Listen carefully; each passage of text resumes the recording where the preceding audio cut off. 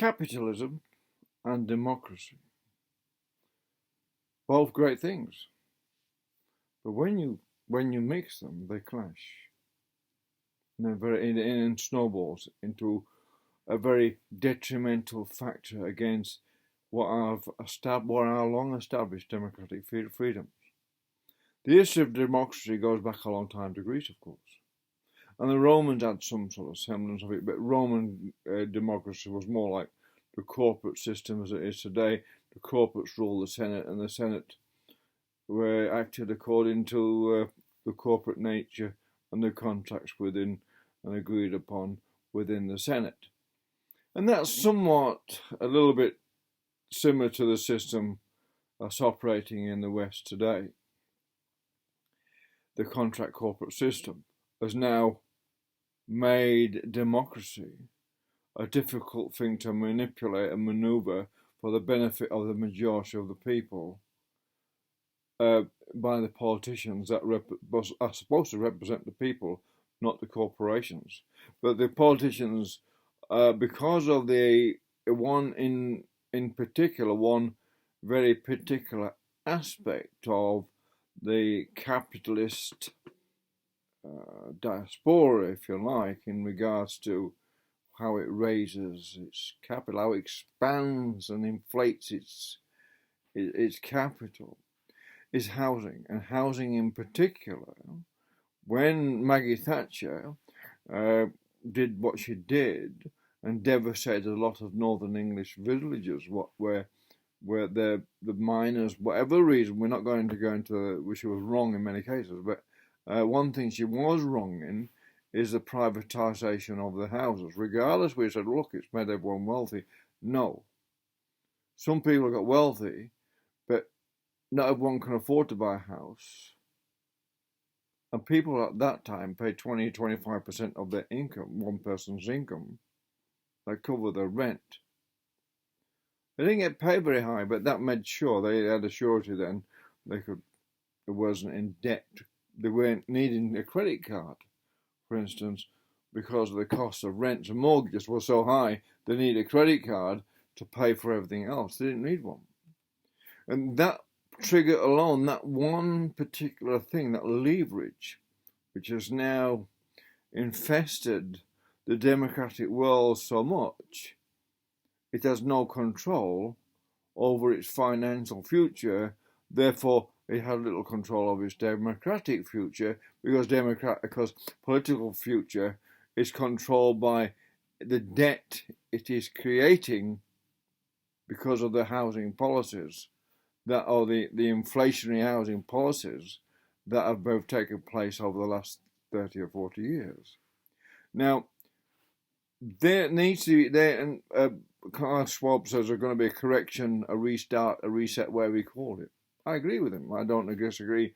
I can't disagree with everything someone says, although I totally disagree with his intent and the way he's doing it. Because if you look at things mathematically, you could create a good math system where you end up with in a few years' time, where you end up with this positive result for the economy and the environment and the human race, or you have a bad math system, which is the system that's in play now, what just accumulates more and more debt due to housing, and that creates a negative social, psychological, and economic drag upon the whole system, and it ends up to a point, but ends up with a very nefarious result in the end.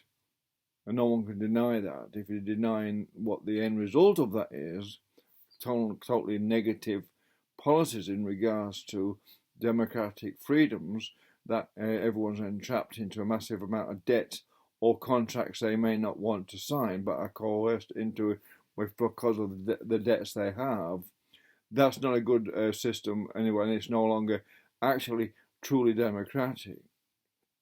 So democracy itself, in many places, is on its wane because of the contract corporate system is overrode it because of the policies taken up by politicians that have got into things. Maybe they've not understood the implication of when they first started, although if they had any understanding of economics at all and read Adam Smith, for instance, then they would understand that how a certain amount of housing must always be kept and reserved as a national housing, state housing, national housing, county housing, call it what you like. A certain amount of housing must always be reserved for those people who will not or ought not to be involved in the causing debt to the system by themselves getting into debt because of housing. And but it should also be an individual choice, of course. Free policemen, doctors, nurses, etc. And we forget that many doctors make millions of dollars out of ill health, and that's what's wrong with the system. But those people, basic people in essential services, and a lot of people in lower income housing, lower income jobs, if housing is preserved for them, so that if the housing is preserved for them, then sorry about the phone. If housing is preserved for them and for that quintile, then the government controls its debt, and it allows the productive side of capitalism, that is the more practical and useful, the development of the country, the nation's roads, its basic infrastructure, or even actions in regards to climate change itself, can be more readily afforded if there's less and less debt in regards to housing.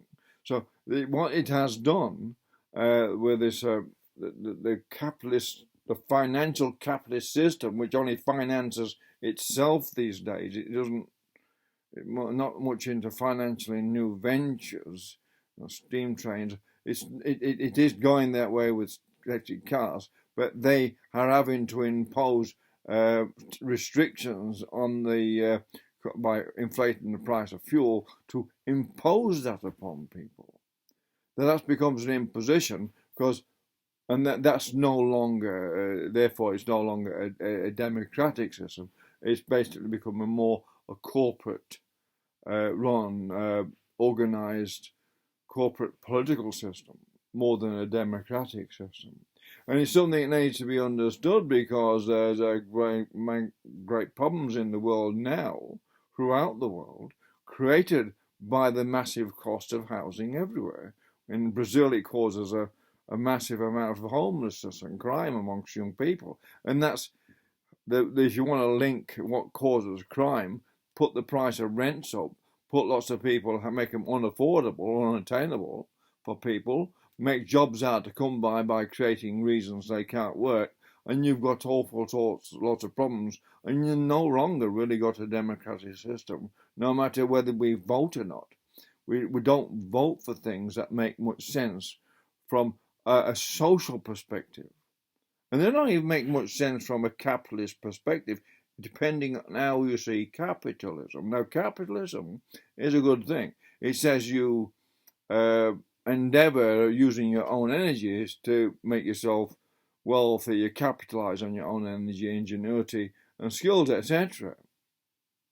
And that is a very good thing. But when that itself then becomes limited or thwarted or controlled itself by the corporate system and the policies imposed upon people by government, democratic governments, then the basis of capitalist system, free enterprise by free will and cooperation towards a goal of enhancing a country's bottom line socially and from a capitalist gain, a true capitalist gain, which is organic gain, then the system is obviously failing. And so therefore democracy itself is obviously failing and failed the people, and it's failed its promise right now. So there needs to be a reset in democracy. If there's going to be a reset, it's in democracy that needs to be a reset. And therefore, that would help reset. What do we vote for? We vote, it says in where I live, you vote and have your voice. You have no voice at all by voting. They don't take any notice of you. They've got their policies, and you can't say, well, I don't like that policy, I'll argue why. You don't have a voice.